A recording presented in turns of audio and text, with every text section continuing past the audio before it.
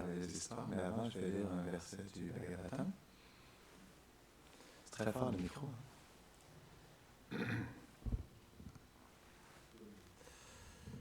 Ok.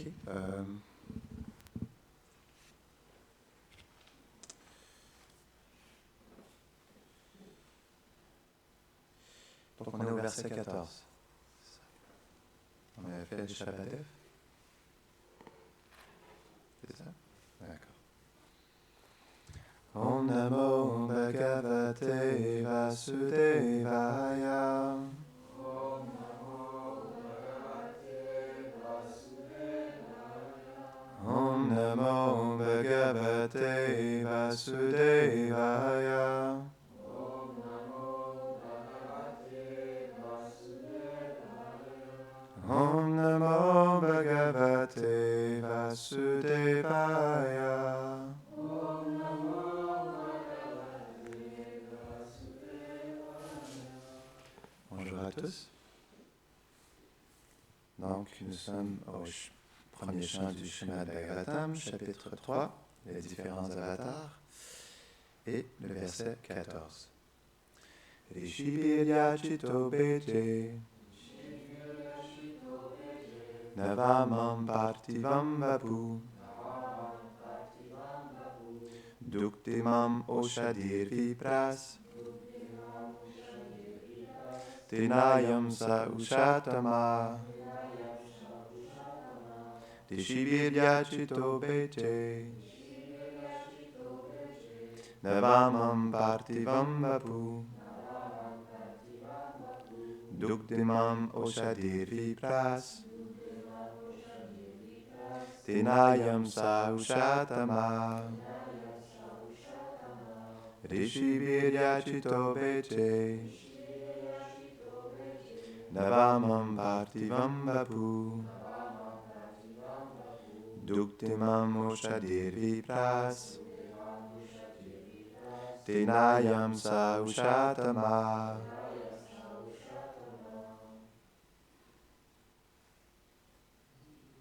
Okay. Traduction. La 9e émanation du Seigneur fut le roi Prithu. Il apparut à la requête des sages et produisit toutes sortes d'herbes et de plantes en cultivant la mère terre, la rendant comme une personne merveilleuse et attrayante. Commentaire. L'avatar Prithu apparut par les prières des sages, à une époque où la planète était dans un total désordre, à cause d'un mauvais roi qui était son père. Srila Vishwanath Chakravarti Thakur explique que le mot Oshadi signifie l'herbe ou toutes les choses qui peuvent être prises de la terre. Prithu exploitait toutes les choses de la terre. Pour cela, il était considéré comme le plus désirable des avatars, Usha Tamaha. Usha signifie désiré ou cher. Les citoyens de la terre furent comblés sous son règne.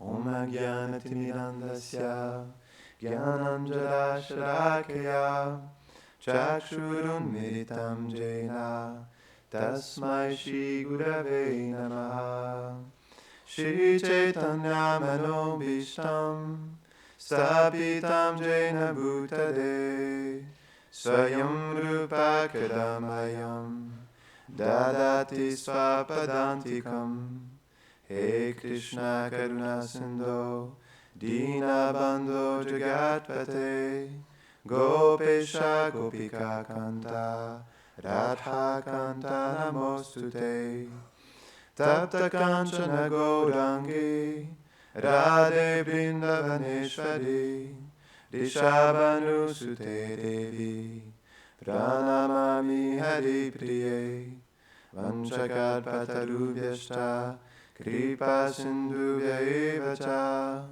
Patitanam Pavanebhyo Vaishnavebhyo Namo Namaha Jaya Shri Krishna Chaitanya Prabhu Nityananda Shri Advaita Gadadhara Shivasadi Gaura Bhaktavinda Hare Krishna Krishna Krishna Hare Hare Hare Rama Rama Rama Hare Hare Namahom Vishnupadaya Krishna Prishtaya Bhutade Shrimate Bhaktivedanta Swaminiti Namine Namaste Saraswati Deve Gauravani Prachadine Nirvisesha Shunyavadi Pashtatya Deshatadine.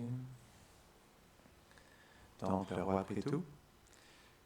Il y a différentes sortes d'avatars, même dans les, je crois que ce sont les 10 incarnations, donc les 10 Dashavatars, les 10 avatars qui sont décrits dans le Bhagavatam. Il y a différentes catégories d'avatars. Donc, le Maharaj Prithu, c'est un Shaktavesh avatar. On s'est expliqué qu'il est le Shaktavesh avatar qui est venu représenter le roi idéal, qui règne, qui gouverne parfaitement la société. Non? Narada Muni aussi est un Shaktavesh avatar. On s'est expliqué par Rupa Goswami. Donc, il y a différents types d'avatars. Et le roi Prithu, il est venu quand il y avait un total désordre dans la société. Donc, son père, le roi Vena, c'est ça? Vena. Je me demandais si c'était Venu, mais non, Venu veut dire la flûte. Donc, le roi Vena, c'était un roi qui était extrêmement démoniaque. Même quand il était un jeune enfant, il s'amusait à tuer ses amis. Donc, il avait des très mauvaises tendances. Et donc, les brahmanas, lorsqu'ils ont vu que le roi Vena était très démoniaque, donc avec un mantra, ils ont récité un mantra et immédiatement, ils l'ont tué sur le champ. Et ensuite, Maharaj Prithu, il est arrivé d'un sacrifice qu'ils ont fait. Et donc, il a montré comment régner parfaitement la société. Et donc, comme la terre ne donnait plus son abondance, donc il a forcé la terre à donner son abondance. Comme il était le roi de la planète entière, il a demandé par son autorité à la terre de donner toutes ses richesses pour que le peuple puisse vivre dans l'abondance et la prospérité. Mais aujourd'hui, je voudrais parler de Rasikananda Prabhu. Avez-vous déjà entendu parler de cette merveilleuse personnalité? Oui. Donc, Rasikananda Prabhu était le cher disciple de Shyamananda Prabhu. Donc, on connaît tous Shyamananda Prabhu, qui était le cher disciple de Hridayananda Prabhu. Et donc, lorsque Shyamananda Prabhu il était plus jeune, il a fait le tour de l'Inde comme pèlerinage. Et je trouvais ça intéressant lorsque j'écoutais les divertissements de Rasikananda. C'est spécial de voir à quel point, à cette époque, les gens n'avaient aucun moyen de transport. Comme par exemple, lorsque Shyamananda Prabhu il a rencontré Rasikananda à Utkala, parce que Rasikananda et Shyamananda, ils ont été envoyés par Krishna dans une province de l'Orissa qui s'appelle Utkala pour pouvoir délivrer tous les êtres dans cette région. Et donc, lorsqu'ils se sont rencontrés à cet endroit, Shyamananda Prabhu il a dit à son disciple, il lui a dit, écoute, je voudrais retourner à Vrindavan. Et avant d'aller à Vrindavan, je vais arrêter à Jagannath Puri. Et ensuite, je vais arrêter à Navadvip. Et après ça, je vais aller directement à Vrindavan. Et on se dit, c'est simple, non? Il est juste allé à Jagannath Puri, ensuite, il s'est transporté. Mais non, ils étaient à pied. Donc, à cette époque, c'était tellement différent de la prédication parce que tout se faisait à pied. Et donc, combien de temps ça lui a pris d'aller à Jagannath Puri? Probablement 10 jours. Et de Jagannath Puri jusqu'à Navadvip, un autre peut-être 12 jours. C'est 600 km. Donc, à pied, c'est quand même long. Et de Navadvip à Vrindavan, on parle de 1500 km. Donc, on peut marcher combien de kilomètres par jour? On pourrait dire que l'être humain normal marche 4 km. Donc, si vous marchez 40 km, ça fait 10 heures de marche. Donc, c'est une journée entière. Donc, 40 km, ça ne fait pas beaucoup. Donc, vous divisez 1500 par 40 km, ça prend beaucoup de temps sans aller à Vrindavan. Et même, Shyamananda Prabhu, lorsqu'il était jeune, il a fait le tour de l'Inde en entier, à pied. Donc, il est allé dans les Himalayas, il est allé jusque dans le sud de l'Inde. Et on pourrait dire qu'à cette époque, le mouvement de Sankirtan et comment ça se répandait, c'était très différent parce que c'était vraiment chaque ville et village, à pied. Et comme par exemple, lorsque Rasikananda il a rencontré, donc lui aussi, il est allé à pied jusqu'à Vrindavan.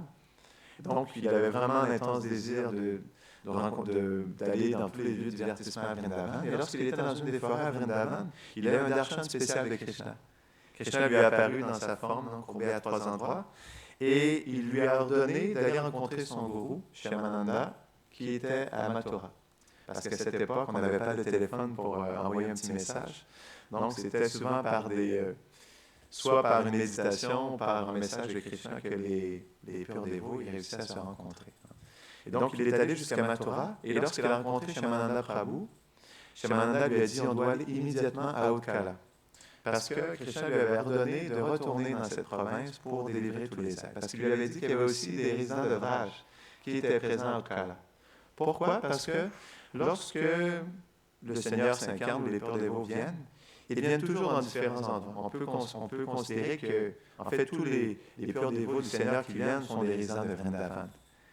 Et comme j'ai trouvé ça intéressant parce qu'il dit, va protéger aussi les résidents de Vrindavan qui se trouvent dans l'Utkala.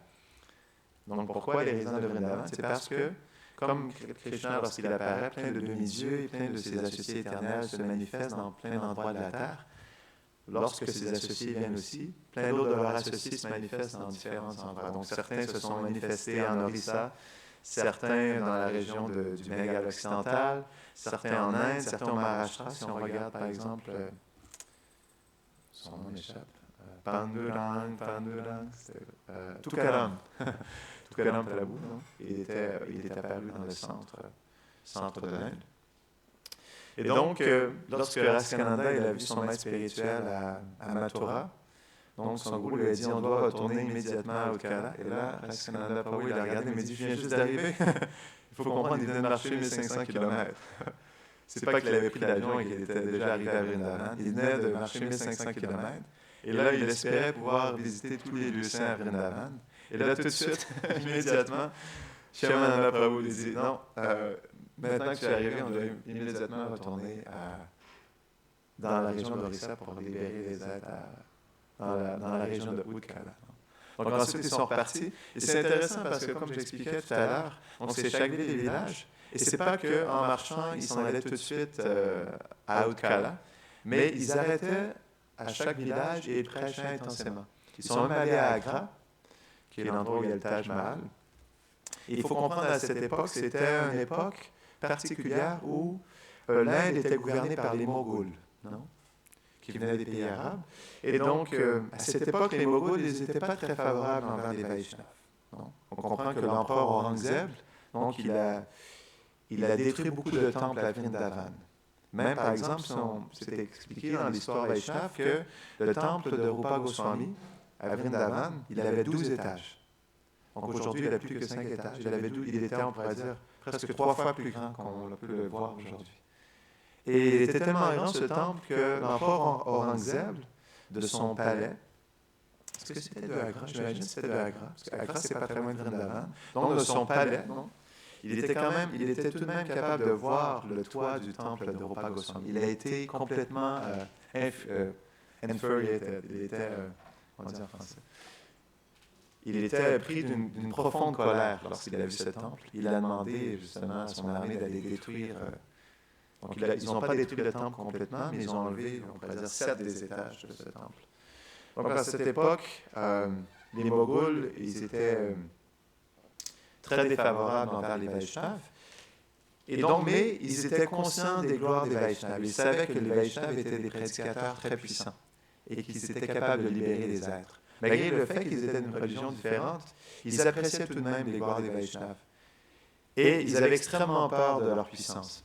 Et donc, lorsque Shamananda Prabhu et Raskananda se sont rendus à Agra, donc l'empereur, je ne me rappelle plus de son nom, donc le chef moghol qui gouvernait la province d'Agra, donc il a entendu parler de ces 2 grands saints, et il a demandé à ses soldats de les emprisonner sur le champ. Et la nuit suivante, lorsqu'ils se sont fait emprisonner, donc il y a c'est pas décrit exactement quelle était cette personnalité, mais il y a une personnalité féroce qui est apparu. Je me disais peut-être que c'est Nishingadev, parce qu'il est aussi apparu pour le Chankazi, lorsqu'il a voulu arrêter le mouvement de Sankirtan à Navadvip. Là, il y a une personnalité vraiment féroce qui est apparue dans sa chambre, et il a dit à ce chef, il lui a dit, si tu ne libères pas mes chers dévots Shamananda et Raskananda, je vais trancher la tête de toute ta famille. Donc, il s'est senti complètement apeuré. Et il a compris que ces 2 dévots n'étaient pas des personnalités ordinaires. C'est ce qui est intéressant parce que, justement, lorsqu'ils avaient le darshan de Nishingadev ou lorsqu'ils voyaient les exploits de ces Vaishnavas, eux-mêmes aussi se sentaient épris de la beauté, de la puissance de ces Vaishnavas. Donc, le chef, il a demandé immédiatement à ses gardes de libérer les deux prisonniers et de les amener le rencontrer. Et lorsqu'ils sont arrivés, il s'est immédiatement prosterné devant eux et il leur a demandé pardon. Il leur a dit qu'il pouvait rester autant qu'il le voulait à Agra, il pouvait prêcher les gloires des noms de Krishna et aussi d'enseigner en fait les gloires de Krishna dans cette province. Donc, ils sont restés plusieurs mois. Et c'est ce qui est intéressant parce que, donc à cette époque aussi, il me semble qu'il n'y avait pas la même notion du temps, comme ils voyageaient constamment en Inde, non? À leur convenance, non? Sans vraiment aucune horaire précise, sans aucune date précise. Donc, ça m'étonnait de voir qu'ils sont passés des mois. Ils ont passé des mois dans la province d'Agra pour libérer tous les êtres dans cette région. Et c'est ce qui est intéressant dans les divertissements de Rasikananda. Mais je voudrais commencer au départ, avant de parler de ses exploits. Donc, Rasikananda Prabhu, c'est on pourrait dire, c'est Aniruddha, c'est un des fils de Krishna à Dwarka qui s'est manifesté dans les divertissements du Gora Lila. Mais ce qui est intéressant, c'est que dans les divertissements de Rasikananda Prabhu, ça me rappelle profondément les gloires de Chaitanya Mahaprabhu lorsqu'il allait chaque ville et village et qu'il libérait tous les êtres et qu'il les inondait du pur amour pour Krishna à travers le Sankirtan, le chant des noms de Krishna. Et ce qui est étonnant, c'est que Rasikananda, il n'est pas apparu en même temps. Donc, on pourrait dire même peut-être plus d'un siècle plus tard, non? Donc, lorsque Chaitanya Mahaprabhu et tous ses associés principaux étaient disparus. Donc, si je me rappelle bien, peut-être même 150 années plus tard, il est apparu. Et donc, Rasikananda Prabhu s'est même expliqué qu'il avait la couleur de Krishna. Non. Il était de la beauté de Krishna, il avait des yeux pareils au lotus. Et lorsqu'il est apparu, même lorsqu'il est apparu comme un jeune enfant, il était d'une beauté merveilleuse. Et lorsque j'ai vu ce passage, je me disais, c'est là qu'on voit la différence entre un avatar de Krishna, entre son pur associé et les êtres de ce monde. Je me rappelle quand j'étais à l'école secondaire, Vishnu Tattva, c'est ça? Oui, exactement, c'est ça. Oui, Aniruddha, c'est pour ça qu'il avait une beauté extraordinaire. Parce qu'on regarde, par exemple, quand j'avais mon cours de biologie à l'école, quand j'étais plus jeune, on avait assisté, malheureusement, à l'accouchement d'une femme, en vidéo, pendant 1 heure. Et on a vu l'accouchement en entier, on a vu le bébé sortir, et je vous avoue, lorsqu'un bébé sort, ce n'est pas très mignon. Donc, il y a plein de substances qui l'entourent, le bébé est presque mauve, en tout cas, sur l'image, il était mauve. Et il n'était pas très mignon, je vous avoue. Donc, lorsque j'ai vu l'apparition de Rasikananda, je me suis dit, wow, OK. L'apparition on pourrait dire, de Krishna ou de ses associés éternels, non, du Vishnu Tattva, est tellement différent de notre apparition. Notre apparition n'est pas nécessairement de bon augure. Mais lorsque Rasikananda Prabhu est apparu, c'est expliqué, il avait une merveilleuse touffe de cheveux noirs, brillante, qui était déjà présente. Il avait des yeux pareils comme le lotus, non? Ses membres étaient tellement doux comme le verre, tellement délicat. Il rayonnait comme des millions de soleils. Et donc, son père et sa mère, ils étaient complètement abasourdis de sa douce beauté. Et donc, son père était un roi, Achyuta. Il régnait à la province d'Utkala. Donc, sa mère, Bhavani, Thakurani, non? Donc, c'était des purs dévots du Seigneur. Et ils désiraient ardemment un fils, et ils ont prié intensément pour avoir un fils. Et donc, lorsque Rasikananda Prabhu est apparu, il y avait tous les signes de bonne augure, non? Et il est apparu dans la région d'Utkala dans un moment propice, parce que à cette époque, à Utkala, il y avait des brigands qui attendaient les saints qui se promenaient dans les lieux de pèlerinage pour pouvoir les piller. Donc, il y avait tellement de pillages qu'ils étaient même prêts à piller les couvertures des grands sages. Non? Ils étaient même prêts à voler tout simplement juste leur peau, non, d'offrande. On sait ce qui est expliqué. Et donc, dans cette époque, il y avait beaucoup d'activités impies dans la région d'Utkala. Les gens ne chantaient plus les gloires de Krishna. Non? Les gens n'adoraient plus Krishna, ne chantaient plus son nom. Et donc, il y a même des gens qui arrêtaient les feux de sacrifice et des choses comme ça. Donc, c'était rendu une province qui, malgré les Vaishnavas qui étaient toujours présents, était remplie d'activités mauvaises. Et donc, Raskananda Prabhu, il est apparu à ce moment-là. Et sa jeunesse est très spéciale parce que lorsqu'il était un enfant, dès qu'il entendait le nom de Krishna, il se mettait à pleurer. Et là, sa mère, pensant qu'il pleurait parce qu'il avait peur ou quelque chose comme ça, commençait à chanter de plus belle. Et là, Raskananda pleurait de plus belle.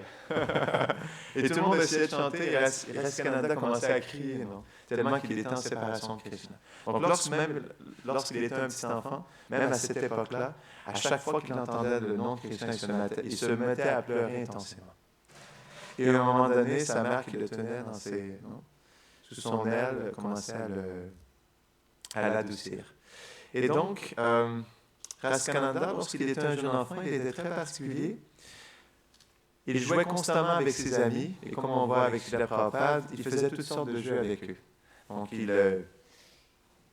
faisait comme des pièces de théâtre sur les divertissements de Krishna, de Ramachandra, et avec ses amis, il se déguisait en Nanda Maharaj, en Krishna, en les gopis, et constamment, il jouait à des jeux pour imiter les divertissements de Krishna. Donc, Raskananda Prabhu, il était né dans le village de Rohini.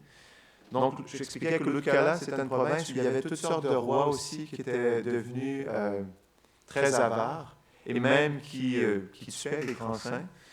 Mais Raskananda, il était apparu dans le village de Rohini. C'est un village qui était très paisible sur le bord de la rivière Suvarneka. Donc, c'est un village qui était très paisible, qui ressemblait comme Vrindavan. L'eau de la rivière était douce comme Vrindavan. Donc, il y avait des merveilleux arbres de manguier, des merveilleuses fleurs qui entouraient le village de Rohini.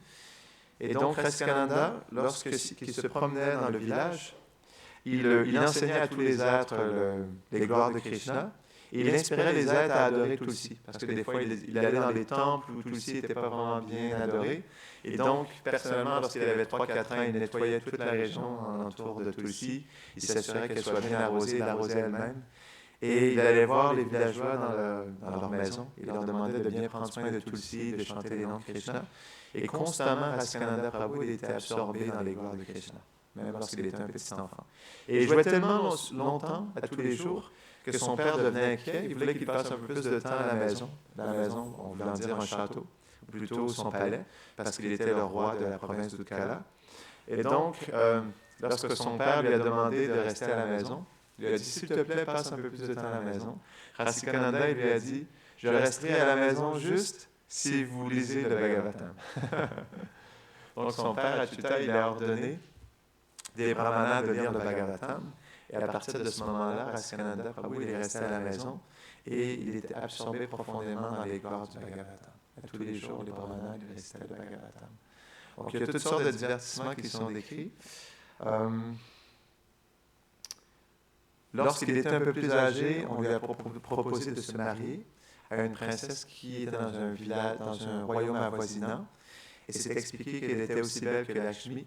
Et donc, lorsqu'ils ont fait leur mariage, il y a tout un divertissement alentour. Il avait à cette époque 16 ans, et c'est expliqué que Raskananda Prabhu, il était extrêmement beau. Il était aussi beau que Krishna lui-même. Et donc, Raskananda Prabhu, il a accompagné son père dans ce royaume avoisinant. Et le roi de cette province, il ne voulait pas du tout donner sa fille, mais lorsqu'il l'a rencontré, lorsqu'il a vu la beauté de Raskananda Prabhu, il a été complètement épris de sa beauté et immédiatement, il a voulu lui donner la main de sa fille.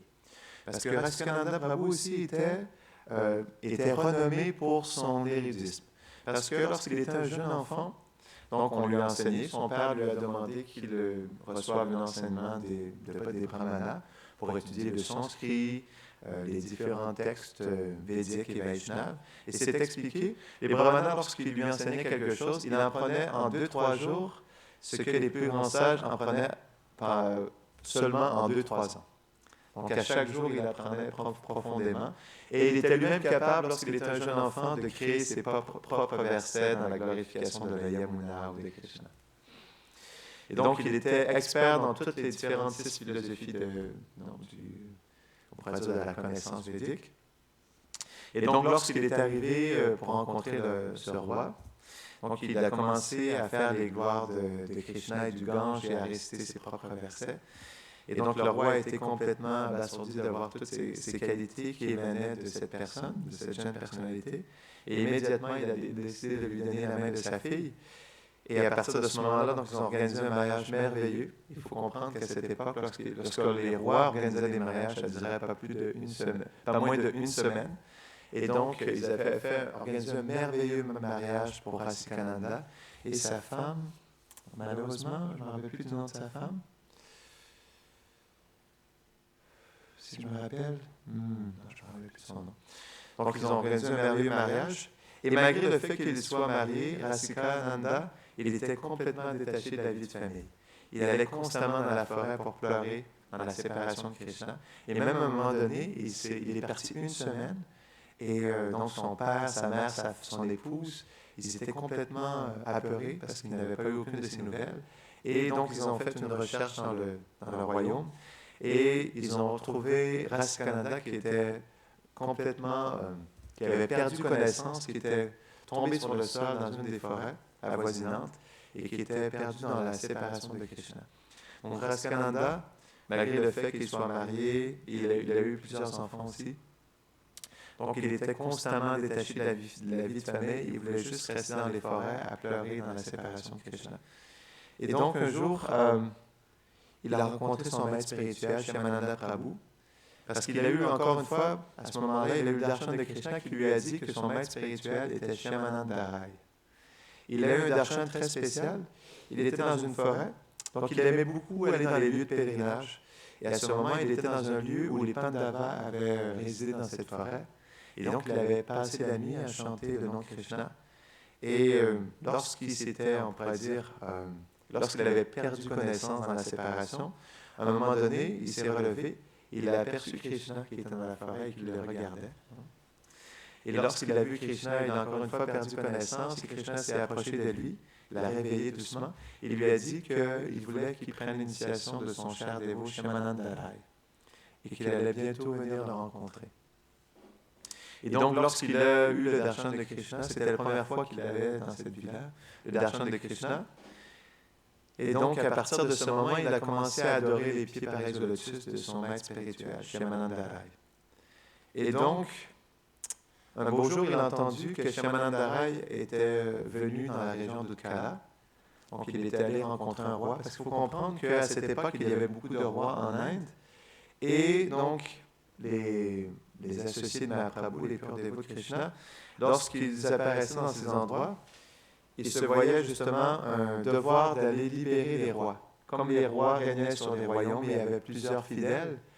Donc, Shyamananda Prabhu essayait de convertir, plutôt d'inspirer le roi à s'abandonner à Krishna et à commencer à adorer Krishna dans son royaume. Et dès que le roi commençait à adorer Krishna, tous ses fidèles aussi commençaient à adorer Krishna.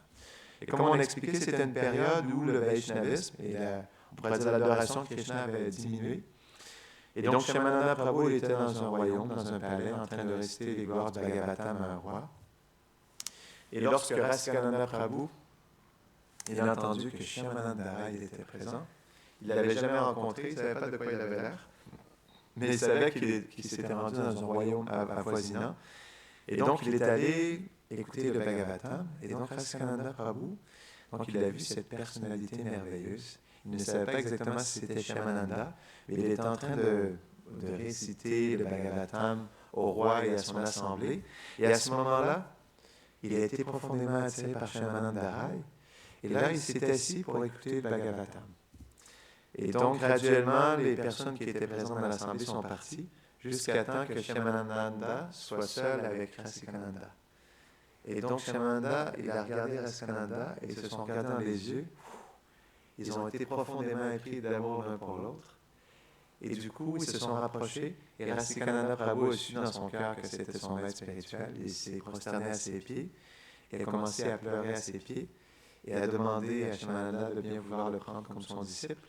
Et à partir de ce moment, Shyamananda Prabhu s'est installé dans la région d'Utkala. Et c'est même expliqué qu'à cette époque, il était un renonçant. Et à un moment donné, donc ses disciples, parce qu'il avait plusieurs disciples, il faut comprendre que Shyamananda Prabhu et Rasikananda, ils faisaient au moins 1000 disciples à tous les jours. Parce que, comme on expliquait, il faisait en sorte que les rois deviennent des Vaishnavas, et les rois, eux, justement, influençaient tous les membres du royaume à devenir des Vaishnavas. Donc là, c'est d'expliquer que lorsque Raskananda Prabhu et Shyamananda faisaient des programmes, donc il y avait des milliers et des milliers de personnes qui venaient les rencontrer.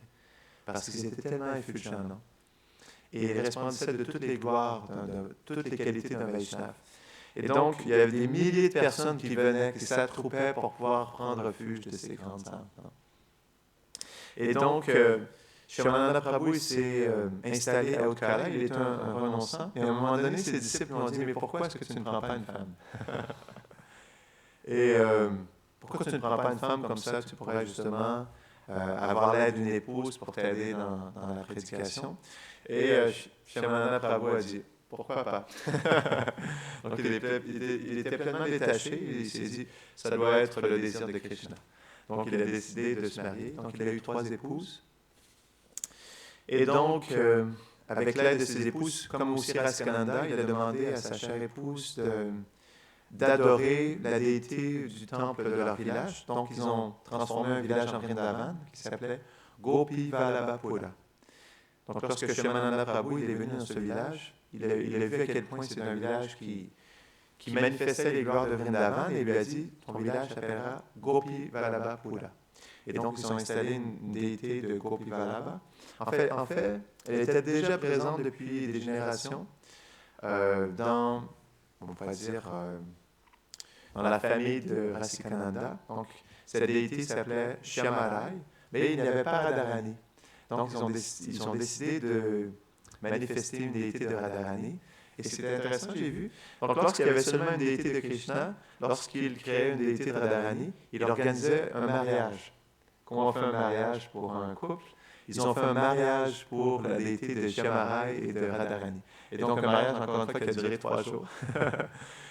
Donc, ils ont fait une merveilleuse cérémonie pour marier Radha et Shyamarai. Et donc, ensuite, ils ont installé la déité de Radharani et de Shyamarai dans ce village.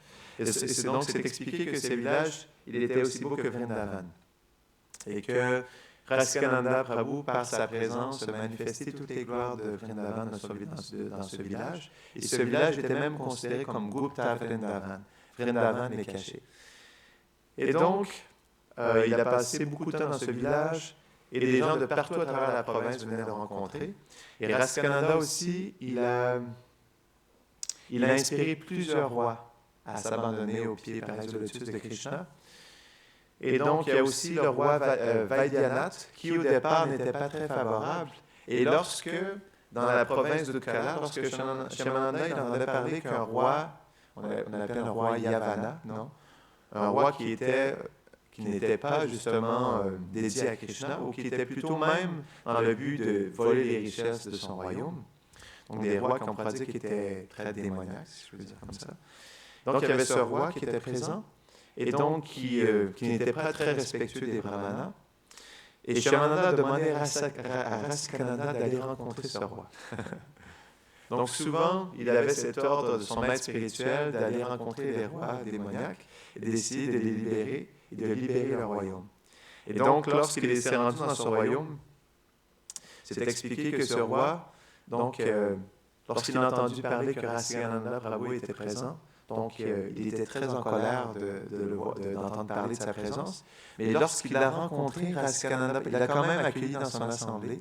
Et lorsqu'il a rencontré Raskananda, il a été encore une fois complètement épris de sa beauté, parce que c'est décrit qu'il était extrêmement beau, comme des millions de cupidons, Raskananda. Et lorsqu'il est apparu, il brillait comme des millions de soleils. Il faut comprendre aussi que Raskananda, il était expert dans les shastras. Et ce roi, il avait une grande assemblée de brahmanas, qu'on appelle les Bhattacharya. Donc Bhattacharya et Chakravarti sont des noms de familles de brahmanas renommées dans le Bengale occidental et en Orissa. Et donc, c'est expliqué, il y avait une assemblée de 1000 Bhattacharyas qui étaient présents. Et donc, le roi, il a voulu avoir un débat philosophique entre Rasikananda et les 1000 Bhattacharya. Donc, un du groupe de brahmanas qui est venu et qui a voulu faire un débat philosophique. Et même à cette époque, il signait un contrat à la fin, un contrat pour voir qui était le gagnant du débat philosophique. C'est comme ça aussi que Madhvacharya il a établi ses gloires dans l'Inde entière. Parce qu'il allait dans chaque ville et village et il essayait de rencontrer la personne la plus érudite. Non? Et donc, il faisait un débat philosophique et il s'était accumulé plusieurs contrats pour prouver justement, pour prouver les gloires de Krishna, donc de la connaissance Vaishnava. Et donc, Raskananda, il a rencontré ce brahmana, donc ils ont eu un débat philosophique. Et Raskananda, il était tellement expert dans les shastras qu'immédiatement, il a démonté tous les arguments du brahmana. Et le brahmana et les 1000 bhattacharyas sont tombés aux pieds de Raskananda. Et c'est comme ça, justement, parce qu'il faut comprendre que, comme tu expliquais, Raskananda, c'est un Vishnu Tattva, non? Il est non différent du Seigneur suprême. Donc, il était profondément, on pourrait dire, mis en pouvoir. Il avait la profonde Shakti pour libérer tous les êtres. Donc, c'est ce que j'ai trouvé intéressant.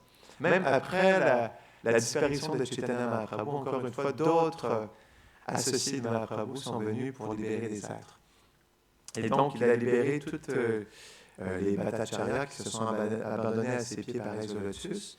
Et même les enfants aussi, même la femme de Raskananda était une dévote qui était très puissante, et ses enfants aussi. Donc, à ce moment-là, en Utkala s'est transformé complètement le royaume d'Utkala. Au départ, comme on l'expliquait, donc, il y avait plein de signes de mauvais augure, de pillage des grands saints, et les dévots se réfugiaient dans la forêt parce qu'ils avaient peur de se faire attaquer par les brigands, ou même par les Yavanas ou les rois moghuls. Non? Et donc, Shyamananda et Raskananda, ils ont complètement transformé le royaume d'Utkala. Et même, il y a une instance, est-ce que vous avez déjà entendu parler de l'histoire où Raskananda Prabhu fait d'un éléphant son disciple? Donc, il y a un divertissement où, encore une fois, un roi, Yavana, avait entendu parler de Raskananda. Et donc, Shyamananda lui a dit que ce roi Yavana était, on pourrait dire, très démoniaque, et qu'il pillait les richesses, qu'il volait, il avait volé une montagne de couverture des grands sages qui se réfugiaient dans les forêts. Ça explique qu'il y avait une grande 715, non? Ils avaient compté 715 couvertures des grands sages, des grands Vaishnavas qui se réfugiaient dans la forêt pour accomplir leur bhajan, non? Leur pratique spirituelle. Et donc le roi, il avait accumulé une montagne de ces couvertures. Et donc lorsque Raskananda est apparu, donc, il y avait à ce moment-là un éléphant sauvage, non? Un éléphant, on pourrait dire, en colère, qui est rentré dans le village, qui détruisait les maisons, qui tuait les gens sur son passage, non? Qui était en complète furie. Non? Et donc, le roi Yavana, lorsqu'il a rencontré Raskananda, il lui a dit, si tu es un si cher dévot du Seigneur, si tu es mis en pouvoir, pourquoi ne vas-tu pas arrêter cet éléphant et demander qu'il devienne un pur dévot, non? Lui demander qu'il chante les noms de Krishna. Et lorsqu'il a entendu ça, Raskananda, il est allé voir l'éléphant. Et l'éléphant, lorsqu'il a vu Raskananda, donc on pourrait dire, il écrasait tout sur son passage. Et immédiatement, lorsqu'il a vu Raskananda, il s'est immédiatement arrêté. Et donc, Raskananda s'est approché de cet éléphant. Et il est allé à son oreille et il lui a commencé à lui partager les gloires de Krishna. Et cet éléphant, immédiatement, s'est adouci, s'est prosterné. Et on s'est expliqué que Raskananda lui a parlé dans son oreille, lui a expliqué, lui a enseigné les gloires de Krishna. Et il a chanté le nom de Krishna dans son oreille et il a initié au Harinam, au chant du Mahamantra, du nom de Krishna. Et donc l'éléphant s'est expliqué, il s'est prosterné pendant 100 fois devant Raskananda. Et donc, il a fait le tour 3 fois de Raskananda Prabhu. Et ensuite, il est retourné dans la forêt. Et il lui a donné le nom de Sri Gopal Das. Et c'est expliqué que cet éléphant, à chaque fois qu'il voyait des Vaishnavas dans la forêt, se prosternait devant les Vaishnavas. Il allait écouter les kathas dans la forêt. Et donc, c'est devenu un très cher disciple de Raskananda. Et, laisse-moi voir s'il y a autre chose. D'accord. Donc oui, Raskananda, à cette époque, les Vaishnavas, ils adoraient organiser des festivals pour Krishna, mais pas des festivals ordinaires. Donc il y a un festival pour le Rasa Mandala, non? Pour les gloires du divertissement du Rasa Lila, de la danse de Krishna avec les gopis, qui se passe dans la saison du printemps, non? Donc à ce moment, Shyamananda Prabhu a ordonné à Raskananda d'organiser un festival pour, on pourrait dire, commémorer le Rasa Lila, la danse Rasa. Et donc, Raskananda, comme il avait plusieurs disciples qui étaient des rois, qui avaient plusieurs richesses, donc ça lui a pris 1 an avant d'organiser ce festival. Il a organisé un merveilleux festival, donc ils sont allés dans une forêt, donc ils ont créé un pavillon merveilleux avec des portails, avec des pierres précieuses. Et donc, ils ont fait un merveilleux pavillon. Donc, c'est expliqué aussi qu'ils ont ramassé toutes sortes de richesses, toutes sortes du ghee, du sucre, toutes sortes de fleurs pour justement l'adoration de Krishna. Donc, après un an, les préparations étaient prêtes. Et c'est expliqué qu'il y avait des millions de personnes qui sont venues, des milliers de rois, des gens de Nabadwip, de Vrindavan, de Jagannath Puri, de l'Inde entière qui sont venus pour ce festival. Il y avait des millions de personnes, c'est expliqué. Et donc, lorsqu'ils ont organisé ce festival, toute la nuit, Raskananda, comme il adorait préparer des pièces de théâtre, donc il a demandé à 8 jeunes garçons, parce que cette époque, c'était des jeunes garçons même qui se déguisaient en gopi, parce que c'était une culture qui était plus traditionnelle. Et donc, il y avait 8 garçons qui s'étaient déguisés en gopi principal, et il y avait aussi Radharani et Krishna. Ils ont accompli des divertissements toute la nuit, donc des pièces de théâtre où ils ont fait de la danse rasa, où ils ont imité les divertissements de Krishna qui subit les différents démons. Et toute la nuit, en fait, les résidents de Gopi Vallabhapura se sont émerveillés de ce merveilleux festival. Et après cela, même, Shyamananda a ordonné à ce que des pots de yaourt, des milliers de pots de yaourt soient mélangés avec du kurkuma pour qu'ils puissent lancer du yaourt coloré. Et donc, toute la nuit après ça, se sont lancés du yaourt. Donc, il s'est expliqué, il y avait des milliers de brahmanas qui servaient le prashadam et de serviteurs. Et toute la nuit entière, les millions de personnes se sont profondément émerveillées de ce festival. C'est même expliqué que des demi-dieux se sont déguisés en Vaishnav ordinaire pour pouvoir servir les Vaishnavas, servir le prashadam aux Vaishnavas. Et donc, partout sur l'Inde entière, ce festival a été glorifié. Et à partir de ce moment-là, des Vaishnavas de toute la terre entière, de toute l'Inde entière, sont venus pour rencontrer Raskananda et Shyamananda Prabhu. Et c'est expliqué que régulièrement, Raskananda organisait des festivals pour la gloire de Krishna. Et donc, ce pavillon avait 8 portails différents, et à chaque portail, il y avait une déité de Radha Krishna qu'ils adoraient pendant le festival.